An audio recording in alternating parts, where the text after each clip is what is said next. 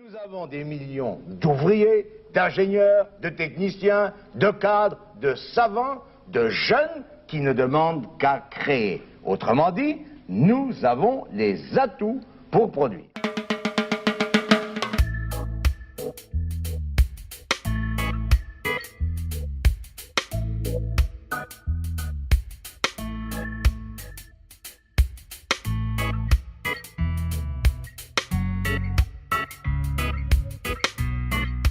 La question c'est qu'est-ce que tu penses des achats made in France? On l'a pas dit, comment tu pratiques l'achat made in France? Qu'est-ce qui te fait acheter du maïs français plutôt que du maïs brésilien qui est 2 fois moins cher? Vert, oui, là c'est vert, t'as tout. Faut dire les achats, c'est une vérité? Alors le Made in France dans les achats, pour moi c'est une réalité et je pense qu'on a beaucoup de richesses sur nos territoires et qu'on devrait l'utiliser plus souvent.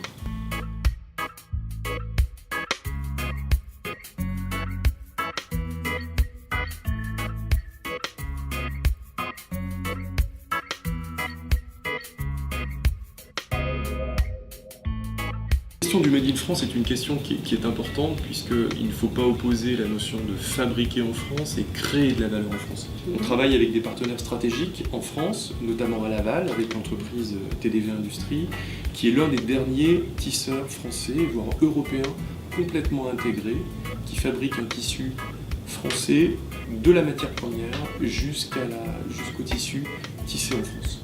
Et de ce partenariat stratégique sont nés les uniformes de la propreté de Paris. Alors, tout à fait. C'est ça ? Je peux prendre pour exemple la ville de Paris qui a souhaité, dans son cahier des charges, valoriser un tissu fabriqué en France. Oui, donc il y a aussi un message de dire, vous acheteurs de grands groupes, montrez l'exemple, soyez les premiers. Soyez exemplaires.